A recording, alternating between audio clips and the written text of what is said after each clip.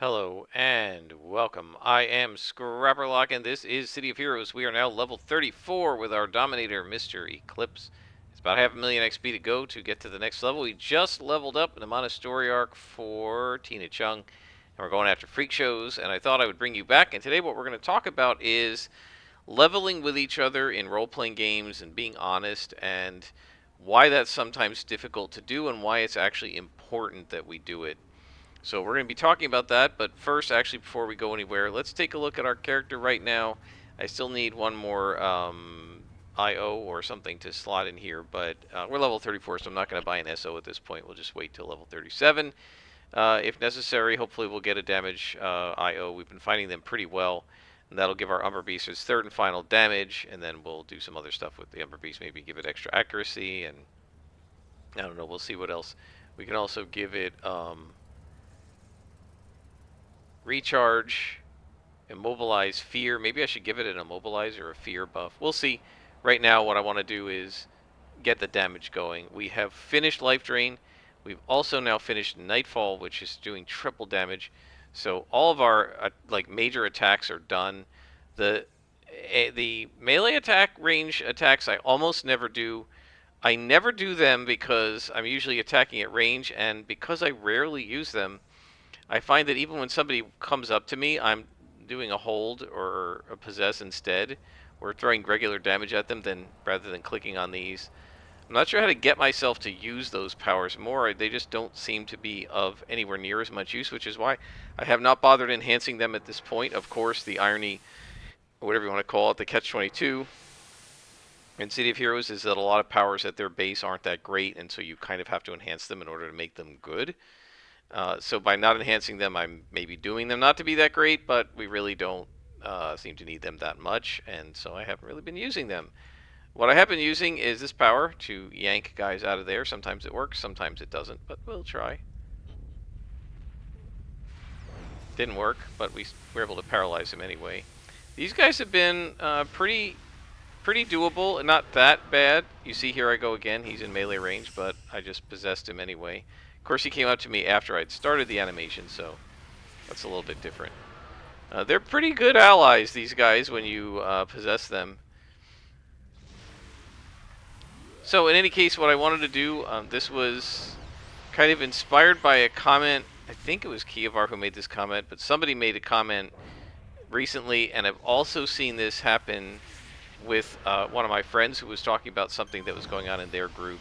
And obviously seen it sometimes in other online forums and that sort of thing. These guys are firebombing. Just take a moment. These guys are firebombing a bunch of bases, so we're just trying to stop them.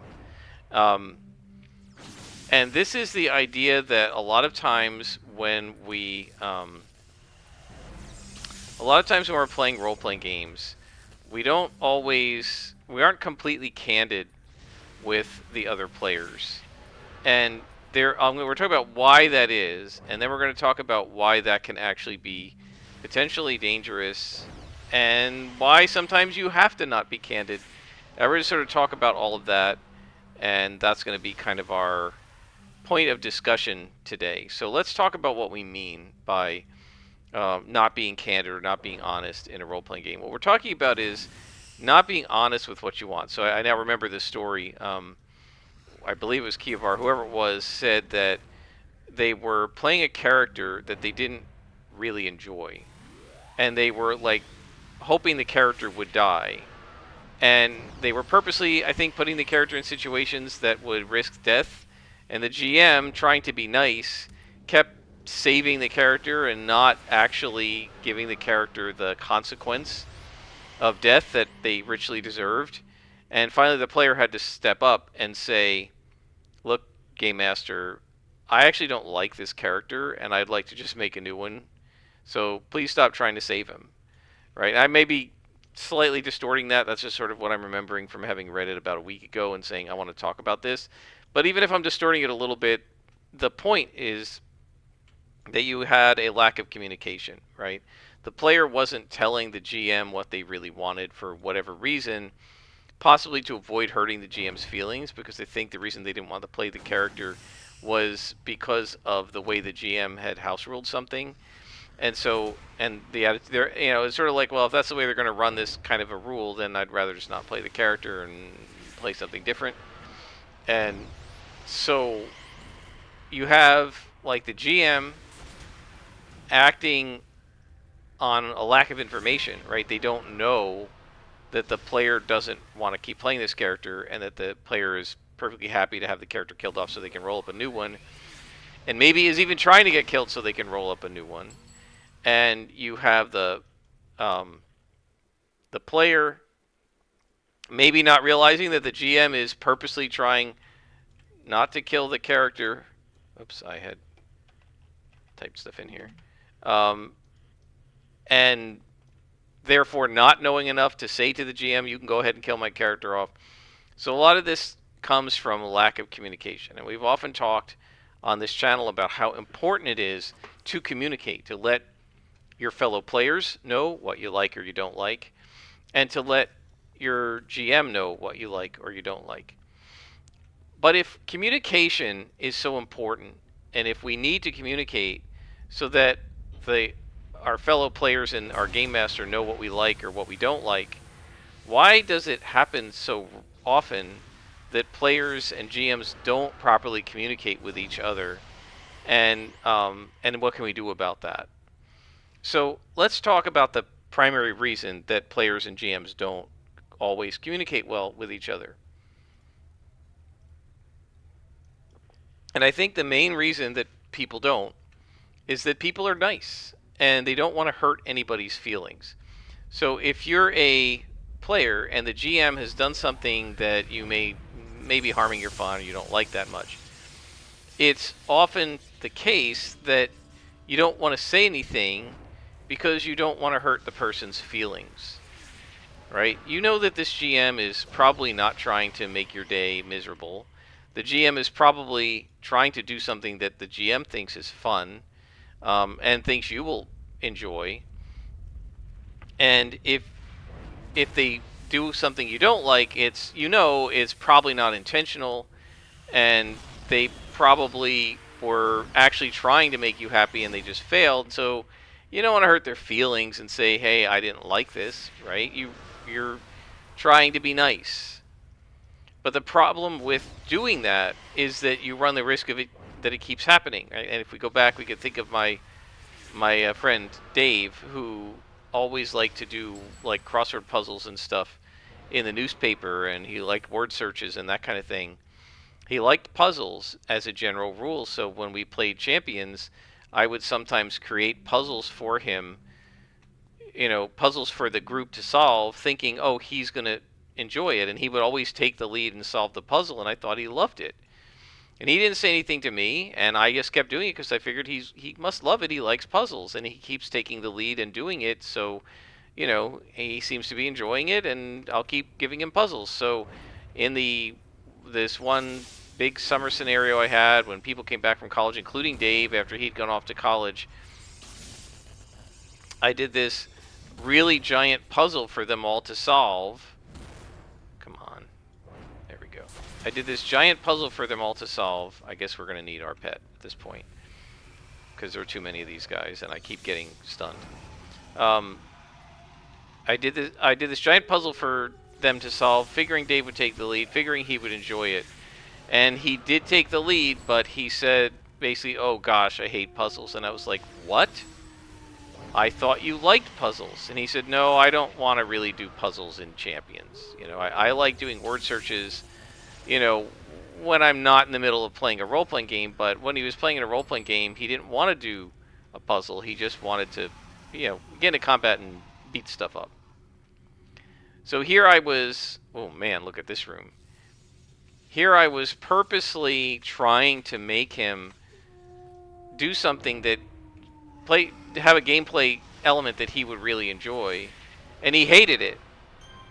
And he never told me in all the year and a half or whatever that I GM'd him before he went off to college, and I kept giving them puzzles.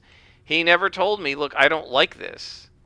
And the reason was, I guess, I would assume, he didn't want to hurt my feelings, knowing that I had done all this work for the puzzle. He knew I was making it for him because he was a known puzzle lover, right? So he knew what I was doing, and he knew I was trying to be nice, and he didn't want to hurt my feelings and say the thing you're doing isn't that fun for me, right? On the other hand, I would just as soon as he had told me, because making up those puzzles was actually quite difficult. And it's a lot easier to just make a champions battle. Like, it's so much easier to just draw a map of a city street and write up some villains. I got so fast at writing up villains that I could write an entire villain group in an afternoon. And sometimes it would take me a whole week to make up one of these puzzles. I was going into libraries, looking up books of puzzles, and trying to sort of figure out how I could get the puzzle in the book to be something that would fit for a champions game, right? And like, who needed to spend all that time doing that if he didn't enjoy the puzzles, right? So, but my point here is that the reason, a lot of times, the reason that people don't, this guy's going to buff everybody, isn't he? The reason that a lot of times people don't communicate with each other is they don't want to upset people or hurt the other person's feelings. They are trying to be nice, right? My game group is like this a lot, right? They're so nice that I felt like I had to come up with a mechanism when we did our last session, the most recent session 0 we did, which is like a year ago, when we were deciding, you know, Deadlands and stuff, and we were deciding what characters to make and, you know, what game to play and all the rest of it. Even I think maybe before we picked Deadlands, I'm not really sure. For after doing Coffin Rock, right? Then I gave them some other choices, and we were deciding what to do. And one of the things I asked them to do over email and to do privately with me, just send it to me, don't send it to the group, please don't post it to Discord. I gave them like a survey and said, mark your favorite to and least favorite to most favorite things, like rank which thing you like to do the most and so on. And I said, just send it to me. And I said, give me your pet peeves and everything and just send it to me. And then in our session 0, I summarized everybody's statements. And then a couple times people were like, well, I didn't really mean that, or I didn't mean it that way, etc. But I summarized it. But the reason I made it private was I knew that my players were so nice that if whoever goes first, if you hate science fiction, but you hear me say I like science fiction, you're not going to say I hate it, because then you know that you're possibly ruining the game for me if we don't play a science fiction game, right? And so I said I want people to be honest, and I know they're not going to be honest if they're saying it out loud with each other, because nobody's going to want to upset the other person. And look, it's a great trait to be nice to each other, and we're all friends, and it's good that we're all friends with each other, and we're trying to help each other have fun, and we're guardians of each other's fun, and that's great. But you also, you know, you get to have fun too, and it's really much more ideal if people are honest with each other and tell each other how they really feel about the game. Now, I'm not talking about being mean to people. I'm not talking about being insulting or anything like that. I'm just saying, you know, being honest sometimes is, you know, honesty, I always say, is the best policy, and I think it's true in this case. If you don't tell your GM what you like, he can't avoid it. If you don't tell your other players what you dislike, they can't avoid it. Right? I'm not talking about people being wang rods. Like, you know, you shouldn't be doing that. But honesty can really help solve some problems, because let's say, for example, you do hate science fiction, and I say I love it, and the group decides to play The Last Parsec, which is a Savage World science fiction setting, right? And we play the dang thing. Oh, I'm not going in there unless I have to. Come on out. We're not going in there unless we have to. That's it. I hate that room. So we might have to, but I'm not going in there unless I have to. So now we're playing The Last Parsec. This is a campaign. It might last a year. It might last a year and a half. Playing every week for a year, you might be doing like, 30 sessions, something like that. 34 sessions if you're, let's see, 26, 13, 39 sessions if you're playing every other week. And if you're playing every week, it's going to be like 100 and, it's going to be like 75 sessions. You're going to sit there and play 30, 40 times 4 maybe hours over a year and a half of time period on a setting you don't like just to please me. It can be very hard to be that self-sacrificing, and I wouldn't want you to be that self-sacrificing if we're friends. That's not really fair, right? So we want to be honest with each other, because if we aren't, sometimes it can lead to you being really unhappy, which is what this story was, right? A guy playing a character, he'd rather just die and he make up a new character, and the GM keeps trying to save him because he doesn't want to kill his character off, and the guy wants his character to be killed off. So I think it's actually really important to be honest, because if you aren't, then other people can't take under advisement your wishes when they're deciding how to behave. But it can be very hard because we often know that our wishes might potentially displease the other person. And it really is a very difficult problem to solve. I mean, honesty, I think, is probably the best, but it can lead to, hurt feelings and that kind of thing as well. Let me give you a great example of something that's potentially going on in my game group right now. My best friend is, at this point, incredibly, what's the word? Incredibly isn't the right one. Let me say notorious, in a sense, among my group, and very well known among my group as being very frustrated by the fact that he almost never gets his character to max level in a tabletop role-playing game.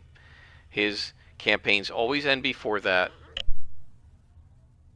and so he gets to 12th level or 13th level or 15th level, but he never has gotten a character to 20th level in D&D. And in Savage World, so far, we haven't played long enough with the same group to get to legendary rank. And so when he sees a new game system and he creates a new character, he wants to play to the end.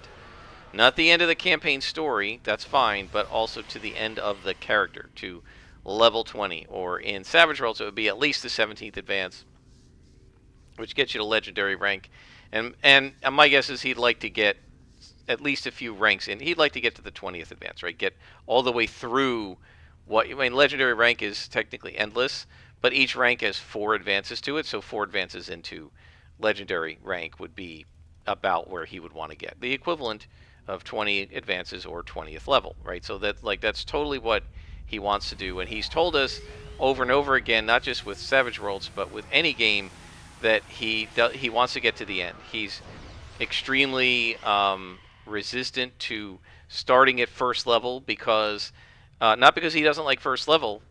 His attitude is, if we would play to 20th, I'm happy to start at first. But the reason he likes to start at 5th or 6th level or something like that is because he feels like there's a higher chance you're going to get to level 20, or at least close to level 20, if you start at level 6.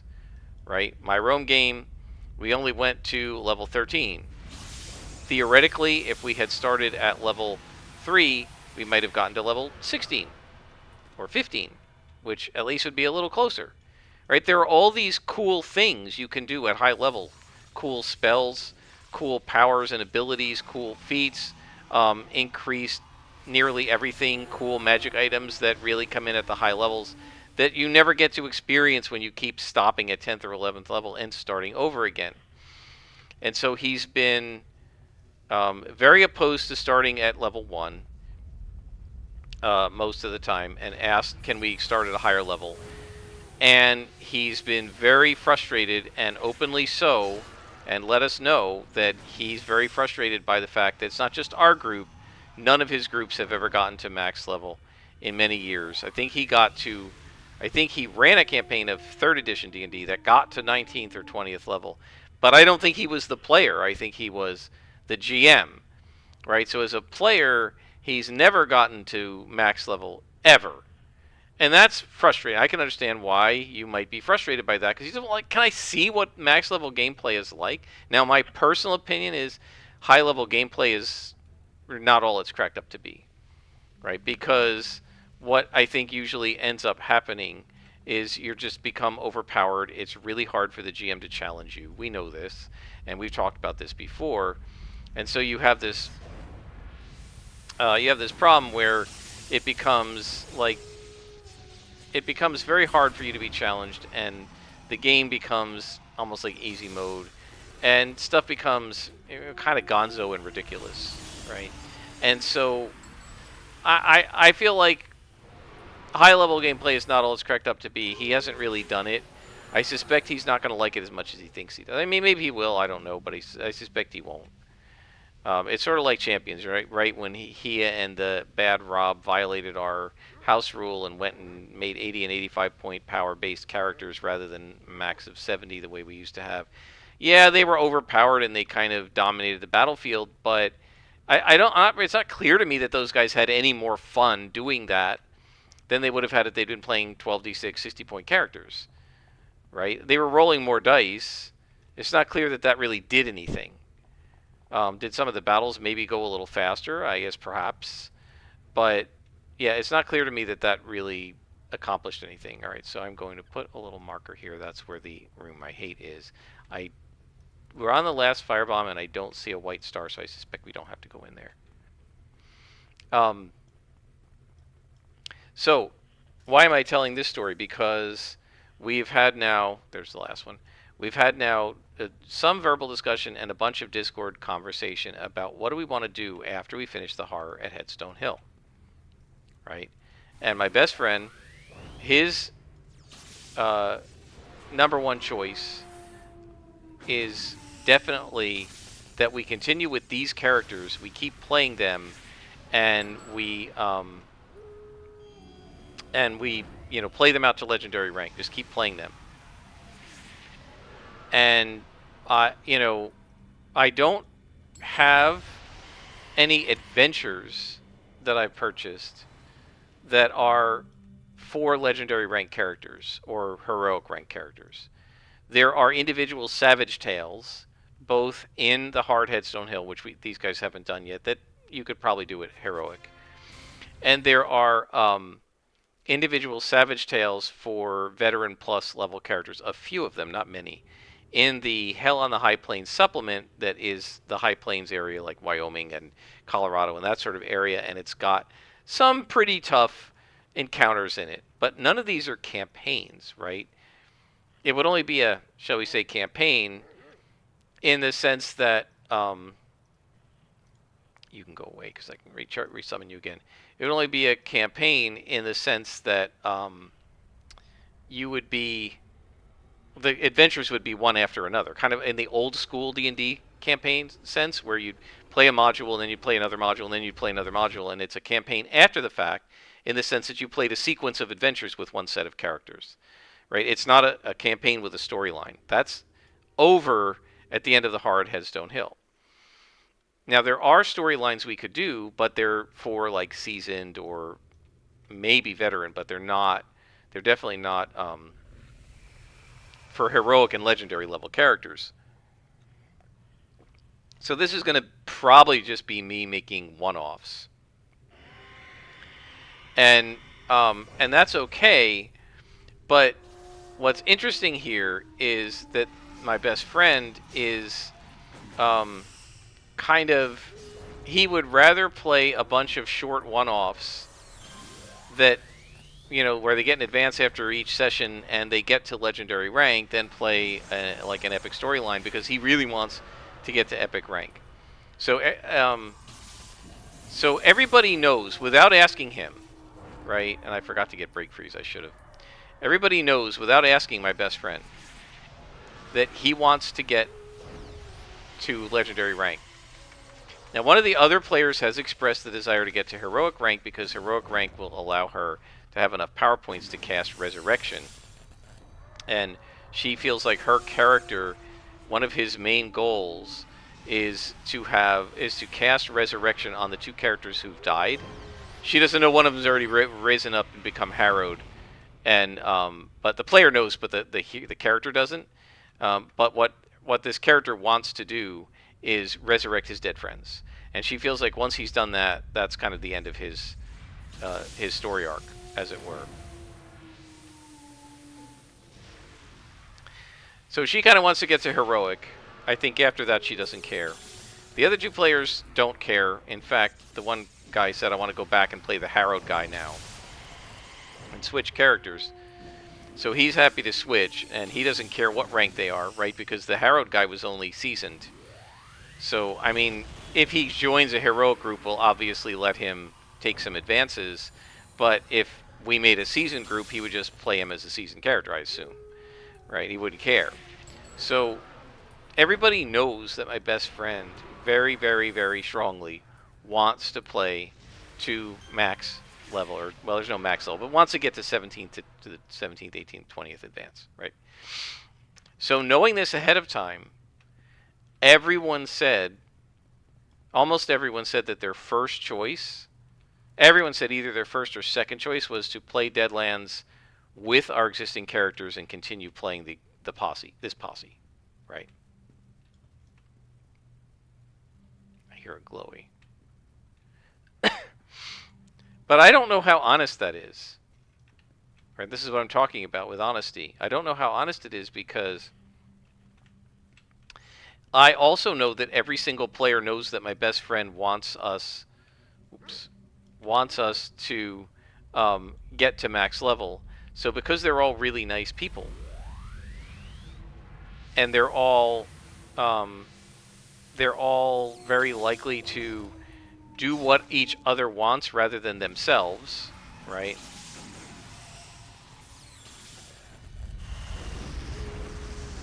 Now we can do the melee stuff. I'm missing a lot. Might be time for domination here. I'm not sure because these guys are also willing to sort of, what's the word for it? Subordinate their own wishes to the wishes of others in the group.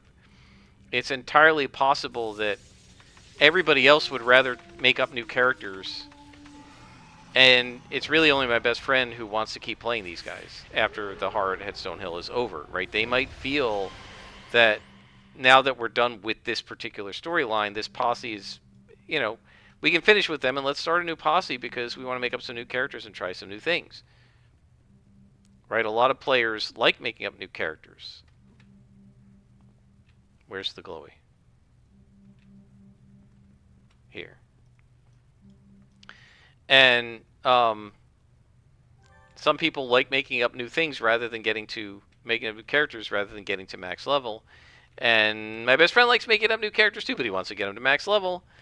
And everybody knows that, and so I do worry that not everybody wants to keep playing these characters, and possibly 2 or 3 other people, get out of the door, 2 or 3 other people in the group are continuing on with characters they'd rather switch out because they know that my best friend wants to keep playing these characters.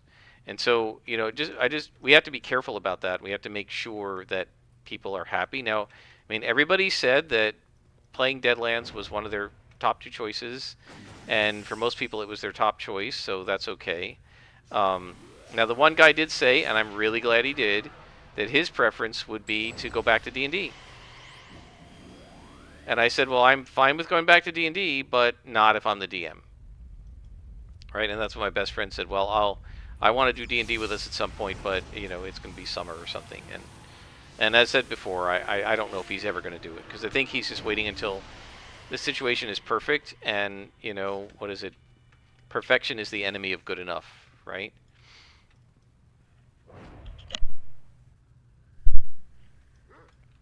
But this just shows an example of how it's always possible, if people aren't saying the truth, that they could actually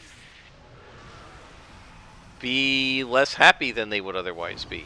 Um, I know that one of the I would like to try Holler, and one of the other players has marked Holler down as like her second choice a couple of times, and like nobody has chosen it, and so she just doesn't.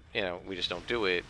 But it might be that like, yeah, Deadlands is okay, but I really, really, really want to play Holler, and nobody else wants to do it, so she just like doesn't say anything, right? And so we have to be aware. I prefer people put their cards on the table.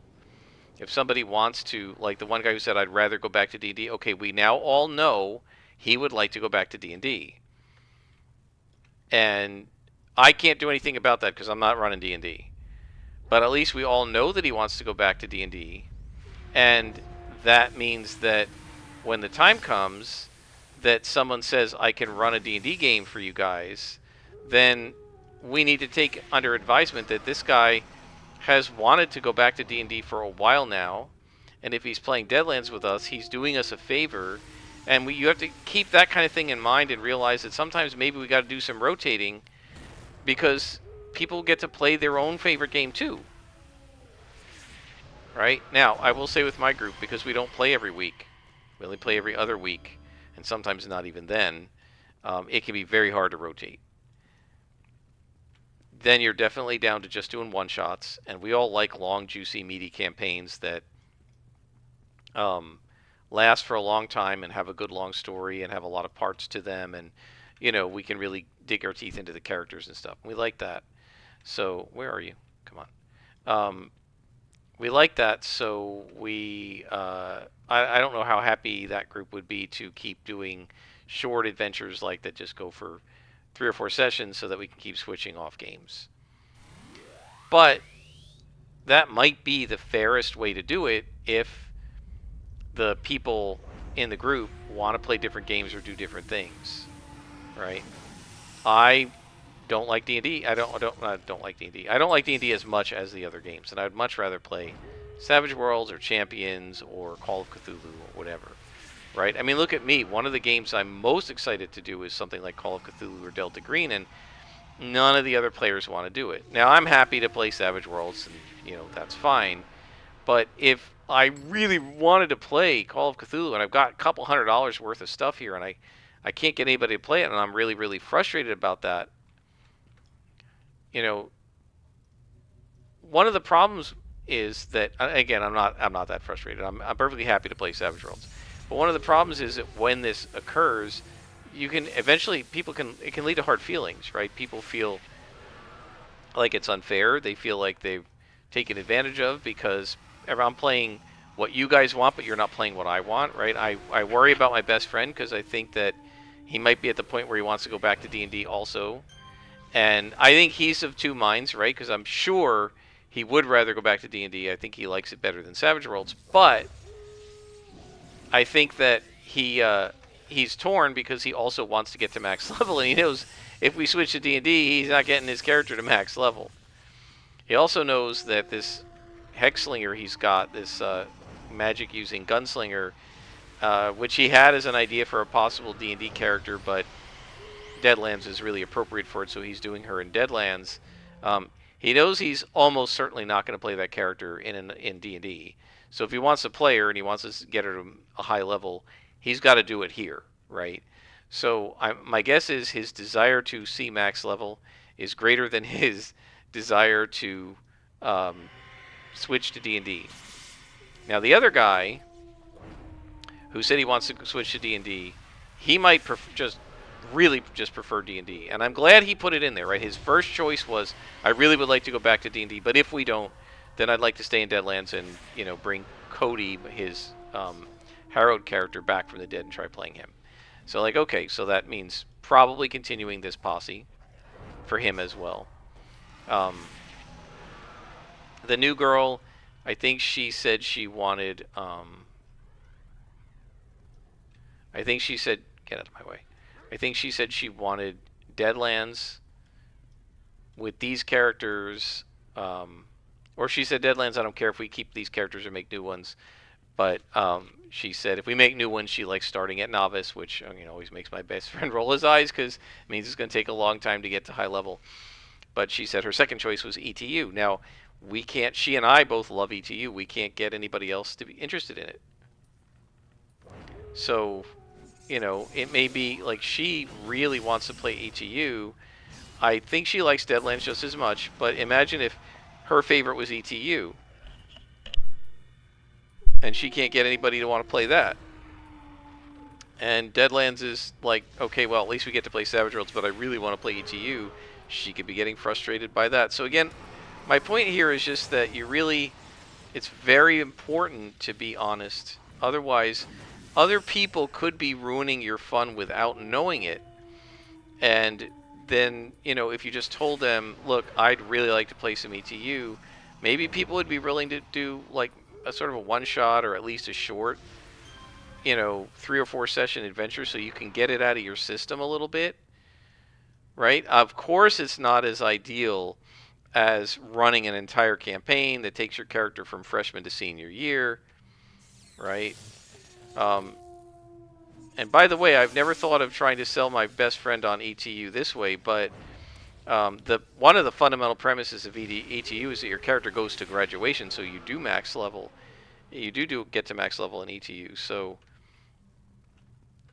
I guess I never thought to try and sell it on him that way. Well, if you want to get to max level, the definition of an ETU campaign is your characters get to graduation day, and you gain rank with each year of college. So you're kind of, if you finish the campaign, you will max out, right? You will get to the end of heroic level, which is max in ETU. The end of the heroic rank. I heard the guy coming up behind me, but I figure the wolf is probably taking care of that.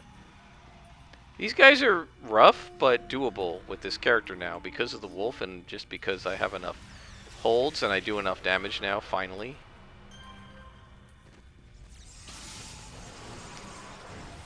So yeah, it can be a very difficult minefield to navigate, right? Because on the one hand, you want to be honest so that you can be happy, but on the other hand, that honesty could lead to the unhappiness of other people, right? If my best friend is honest with us and says, I want to get to max level, and other people rather play low-level characters, then you could have a situation where his honesty is causing people to be nice to him, who in order to be nice to him are playing at a level they don't like, right? Just so that he can enjoy it. And so it's important to be honest because at least if you're aware, then you can make compromises, take turns, and that kind of thing. I think, to me, taking turns is really important. And that's why when we, as we get to the end of Headstone Hill, I was like, okay, well, what do you guys want to do? Right? And, we did this over Discord, but I also do want to talk to them about it and say, look, one of the things I said in the Discord was when we chose to go to Deadlands, it was initially just to play Coffin Rock. It was then to play Blood Drive. It was never our agreement. We started as a D&D group, and it was never our agreement to permanently switch to being a Deadlands group, right? We never made any sort of a group agreement that we were going to become a Savage Worlds group instead of a D&D group. Right? We've moved to Savage Worlds. We've now played Savage Worlds for a year and a half. We played D&D for about 3 years. So we played D&D a lot longer. But since we never agreed to be a Deadlands group, now that we've been playing Deadlands a long time, I don't want to just keep assuming we're going to play Deadlands or Savage Worlds, right? Because we didn't, if we're going to do that, we need to have an agreement that we have become a Savage Worlds game group, right? And we haven't. So I don't want to force that on anybody. And I don't want players who know that I like Savage Worlds to be like, oh, well, we'll just play Savage Worlds because Scrapper likes it, right? And that's why I offered other games. Is that, if you guys, we can play Champions if you want. We could play Call of Cthulhu. I know they're not interested in Call of Cthulhu or Delta Green, but we could play one of these other games if you want. And I offered the other settings. And I said, in my post, like, I'm perfectly happy to keep playing Deadlands as long as you guys want, but I recognize we did not agree to become a Deadlands group, and if you guys are tired of it, let me know. And that's why I'm really glad that one guy said, I would like to go back to D&D, right? So that lets us know that he has a preference to play a game different from the one we're currently playing. However, there are 3 possible D&D DMs and none of them have time to run, right? And that's where I go, okay, well, I recognize you prefer D&D, but I'm not running D&D. I did that already. Been there, done that. And there's so much cool stuff to do in Savage Worlds and so many cool Savage World settings that I have no interest in going to D&D instead of Savage Worlds. And if they don't want to play Savage Worlds, that's fine. There are other games. Right, that's why my best friend was like, well, ETU is cool, but I'd want to have superpowers. I said, look, you want to do super-powered college students, we can play Champions. Right? It's different. It's not a horror game, but you don't like, superpowers don't work well in a horror game. Because horror is like survival against something way more powerful and scary than you are. And if you're a superhero, things aren't scary. Right? So it doesn't work well. Deadlands has horror in it, but it's also got weirdness, and it's got Western stuff, and it's got steampunk in it, basically, right? So it's not just a horror game, it's a weird game. There is horror to it, but there's other stuff. But if you're playing ETU, it's a horror game. And so having powers in it doesn't make sense. But we could play Champions and just do, like, New Mutants, Legion of Superheroes, that kind of stuff, which is basically college age or high school age students being superheroes. But he didn't seem interested in that. My point is, I offered other games, I offered other settings, so that if people wanted to try something else, they could say so. Now, unfortunately, the one game that somebody mentioned is the one game I won't run, which is D&D. I considered offering Shadow Dark, actually. There are 2 reasons I chose not to do it. One is that the one guy at work, we seem to have a couple people interested, so we're going to be starting up a Shadow Dark campaign at work.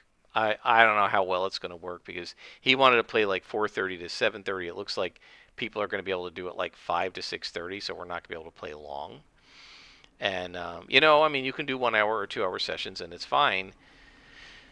But I don't know how satisfied he's going to be with it, and I don't know how much they're going to like it, and we'll see. But there's that, so I don't need Shadow Dark in both games, Another reason is there's actually 3 reasons, because the second reason is my play-by-post game is fantasy, and I don't want to run 2 fantasy games. Because it's just going to be too hard to keep them separate, and I don't want to world build 2 different fantasy worlds and whatever. So I don't want to do that. And then the third reason is just I don't want to get into a D&D style game, right? I don't like the underlying mechanics of D&D, in my opinion, are inferior to nearly every other role-playing game's mechanics that I've ever seen. They're okay, but I don't like the way armor class and hit points work. I don't like the way the D20 system works compared to either percentile, Savage Worlds, or Champions, which are the other 3 major ways I've seen it.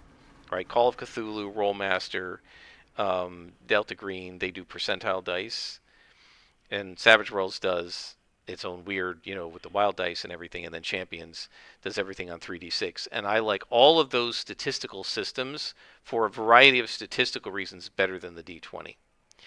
And so, I mean, D20 is kind of like percentile dice, but using a weird die. But I just, it's very coarse compared to the percentile, and I just don't like the way it works compared to the other. I mean, it's fine to play. I'm going to be happy to play Shadow Dark. It's fine. I don't mind.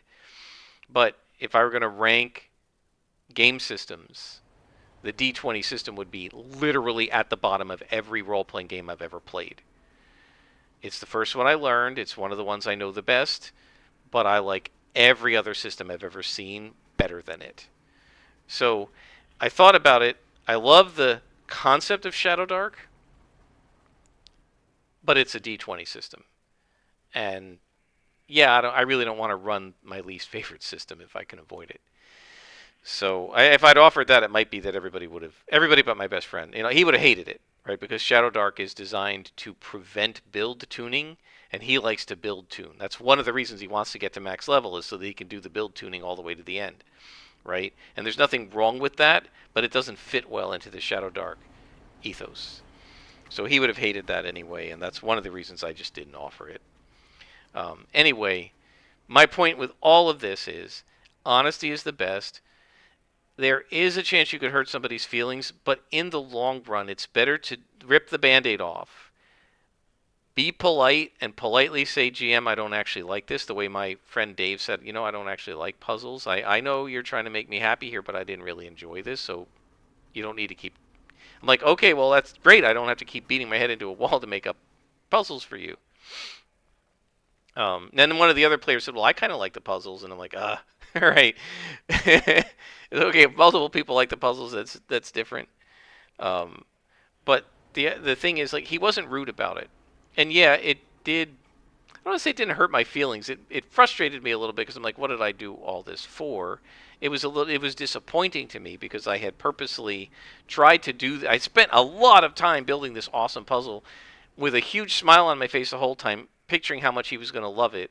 And it was very deflating that he hated it, right? And he complained, oh, crap, I hate puzzles. This is a really hard one. And I'm like, what? You hate puzzles? So, yeah. And I don't want to say it didn't hurt my feelings. He wasn't saying it was a badly designed puzzle, right? He was just saying, I don't like doing them. But it was very deflating at the time.